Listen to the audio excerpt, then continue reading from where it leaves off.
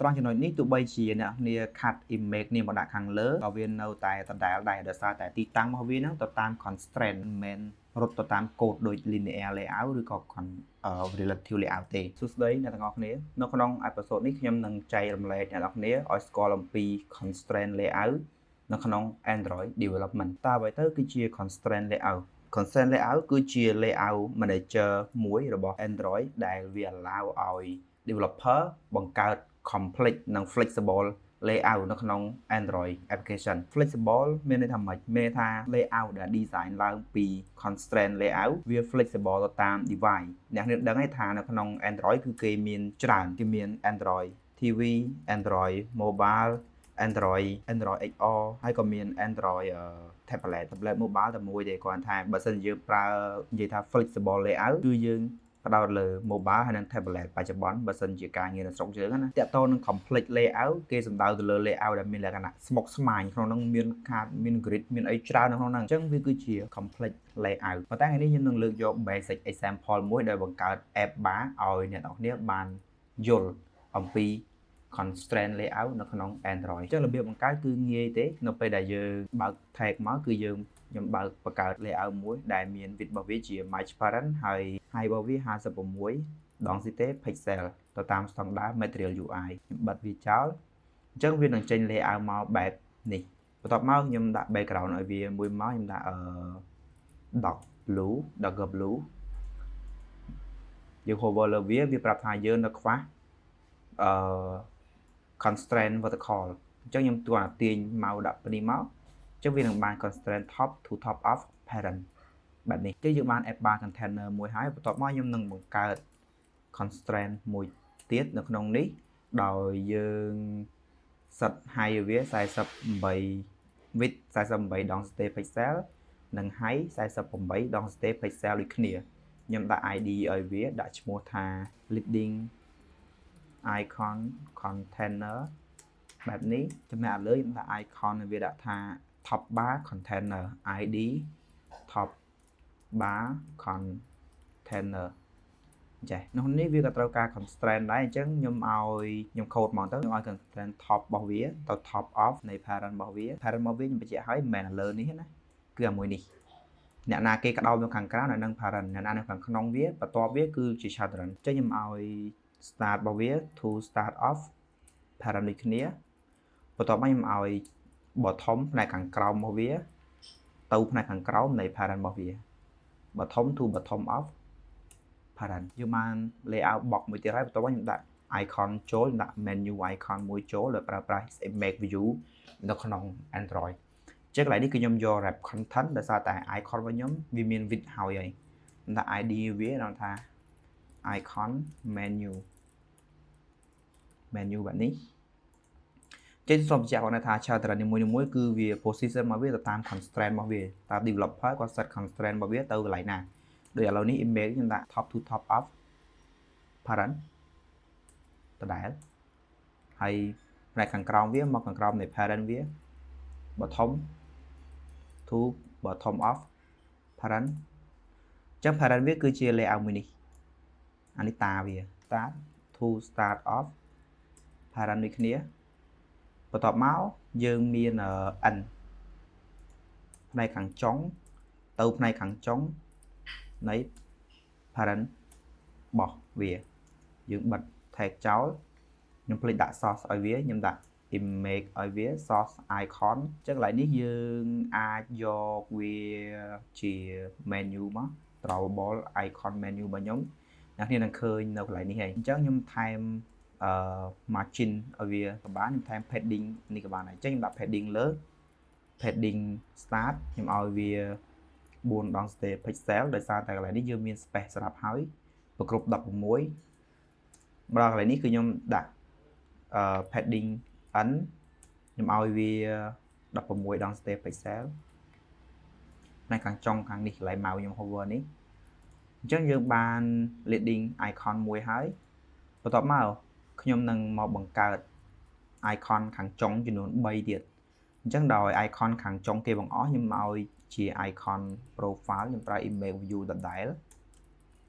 image view ខ្ញុំយក wrap content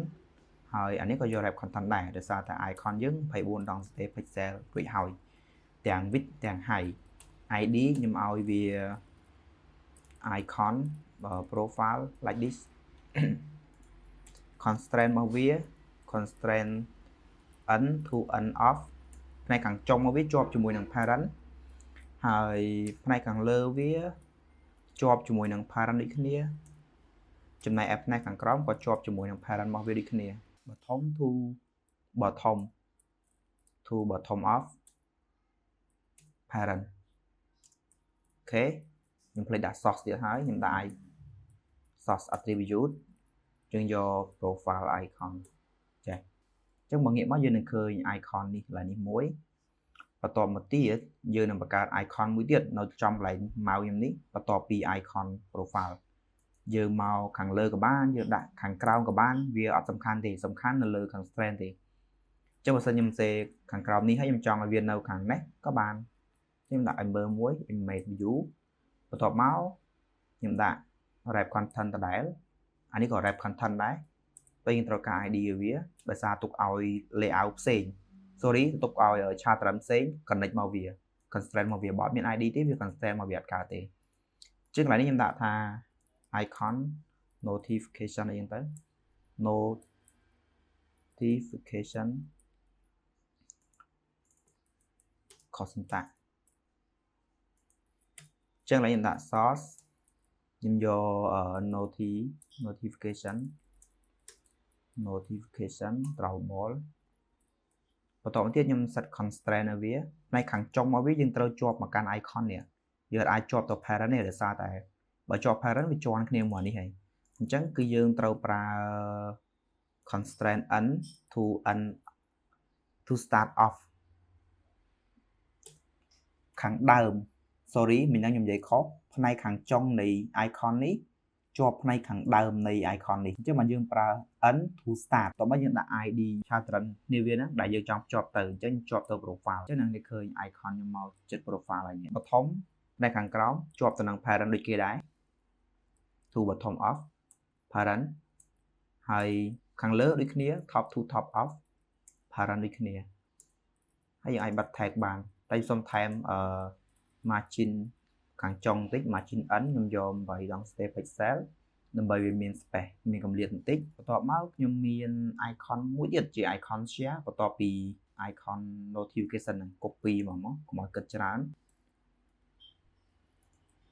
ចឹងឥឡូវខ្ញុំដាក់ icon share អញ្ចឹងផ្នែកខាងចុងរបស់វាគឺយើងអត់មានជាប់មក profile ទេគឺយើងភ្ជាប់មក notification អញ្ចឹងខ្ញុំយក notification ចេះអ្នកនាងនឹងឃើញកន្លែងនេះហើយខ្ញុំដូរ icon ចេញដាក់ share icon ត្រង់ចំណុចនេះទោះបីជាអ្នកនាងខាត់ image នេះមកដាក់ខាងលើក៏វានៅតែដដែលដែរដោយសារតែទីតាំងរបស់វាហ្នឹងទៅតាម constraint មិនមែនរត់ទៅតាម code ដូច linear layout ឬក៏ relative layout ទេបន្ទាប់មកខ្ញុំឲ្យមាន title មួយ title ខ្ញុំចង់ឲ្យសេនៅនេះក៏បានចង់សេកន្លែងនេះក៏បានចង់សេកន្លែងនេះក៏បានចង់ឲ្យសេនៅខាងលើនេះក៏បានអាស្រ័យទៅលើយើងអ្នកសរសេរទេប៉ុន្តែបើទីតាំងរបស់វាគឺយើងយកកសិតតាមយ៉ាង constraint layout ភ្ជាប់មួយ layout ខាងក្រៅ layout ខាងក្នុងនេះវានឹង chart វាជិតអីណាអញ្ចឹងកន្លែងនេះគឺយើងដាក់ title មក text view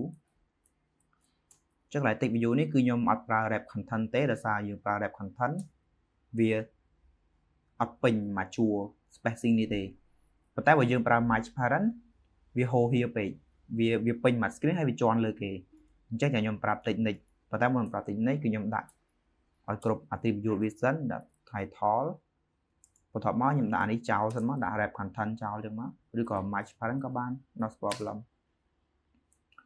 ហើយខ្ញុំដាក់ text ឲ្យវាអ្នកនេះអាចមើល text preview បានចឹងដាក់ថាtop bar title អ្នកនេះឃើញវាជាន់គ្នាមួយគេហ៎ប៉ុន្តែបើសិនជាខ្ញុំដូរអានេះដាក់ទៅ zone dp វានៅជាន់ដដែលដោយសារយើងអត់ទាន់ constraint វាចឹងខ្ញុំ constraint វាមកខ្ញុំដាក់ថាចំណុចចាប់ផ្ដើមរបស់វាទៅភ្ជាប់ទៅនឹងចំណុចបញ្ចប់នៃ icon container ចឹងយើងរកមើល icon container មកនេះ layout មួយនេះអញ្ចឹងផ្នែកខាងដើមនៃ title ភ្ជាប់នឹងចុងនេះអញ្ចឹងខ្ញុំផាស id វាចូល boom constraint start to end off top bar container no leading icon container មិនមែន top bar ទេ leading icon យ៉ាអញ្ចឹងអ្នកឃើញមាននៅជាប់ឯងបន្ទាប់មកទៀតខ្ញុំឲ្យ n to start off ផ្នែកខាងចុងនៃតិចរបស់ខ្ញុំឲ្យវាជាប់ទៅកាន់នឹង ID មួយណាខ្ញុំចង់ឲ្យវាជាប់មក share អញ្ចឹងឥឡូវនេះខ្ញុំដាក់ icon share មកអញ្ចឹងវានឹងពេញមក screen share អញ្ចឹងត្រង់កន្លែងនេះយើងចង់ដូរដាក់ wrap content ក៏បានឬក៏យើងដាក់ match parent ក៏បានដែរបើសិនជាយើងដាក់ wrap content វាត្រូវការ constraint របស់វាពេញតែបើយើងដាក់ wrap វាត្រូវការ constraint top ទេដោយសារវាពេញមកហើយអញ្ចឹងកន្លែងនេះគឺអ្នកនរអាចដាក់ gravity មក set position តិចខាងក្នុងហ្នឹងឲ្យវាទៅ center vertical អញ្ចឹងក៏បានខ្ញុំដាក់ color ឲ្យបន្តិចមកតិច color ខ្ញុំយកពណ៌សចេះហើយខ្ញុំដាក់តិច style ឲ្យវាដាក់ bold ឲ្យវាធំហើយតិច size ខ្ញុំដាក់ប្រើ scalable pixel យើងអាចដាក់16 sp អញ្ចឹងមកខ្ញុំត្រូវការ margin left បន្តិច margin start ខ្ញុំត្រូវការតែ4ដង step pixel ទេដើម្បីប្រគ្រប់16 spacing ខ្ញុំបិទវាចោលបើសិនយើងចង់ឲ្យតិចរបស់យើងនៅកណ្ដាលយើងគ្រាន់តែដូរ gravity នេះ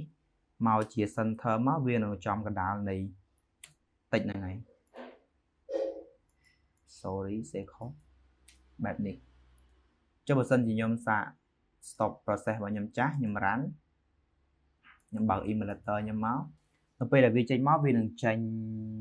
layout យ៉ាងស្អាតបែបនេះឲ្យយើងបានឃើញបន្តមកទៀតអ្នកនរចង់ដូរវាមកខាងឆ្វេងវិញក៏បានយើងគ្រាន់តែ set gravity តិចរបស់យើងមកនៅត្រង់កន្លែងនេះ gravity ខ្ញុំដាក់ start ចេះហើយដូចជាយើងសេបានចេះបានទៀត center vertical ចេះចឹងយើងមើល preview វិញអញ្ចឹងយើងនឹងឃើញ top bar របស់យើងគឺបែបនេះ